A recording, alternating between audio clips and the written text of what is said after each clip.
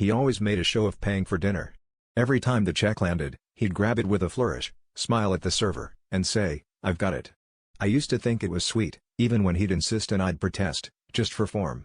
We'd leave the restaurant, hand in hand, and he'd joke about the perks of having a gentleman for a boyfriend. I believed him. God, I was an idiot. It all unraveled the night we were at that trendy new sushi place downtown. The server came back, looking awkward, and quietly said my card had been declined. I stared at her like she'd grown a second head. My card? I hadn't even paid. My boyfriend's face went pale. I asked him, right there, how the hell my card was involved. He stammered something about it being easier and that he'd meant to tell me. I felt my heart pounding in my ears, the rest of the world blurring out as I realized he'd been using my credit card for months, racking up dinners, drinks, even that weekend getaway. We fought on the sidewalk outside, voices low but sharp.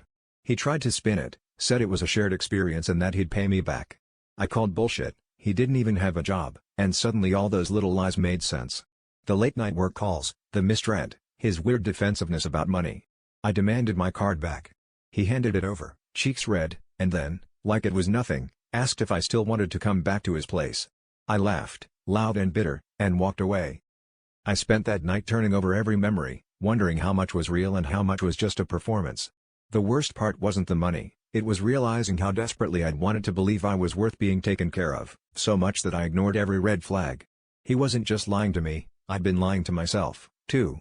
The next day, I canceled my card, blocked his number, and made a promise, next time, I'd pay attention to who's really picking up the check.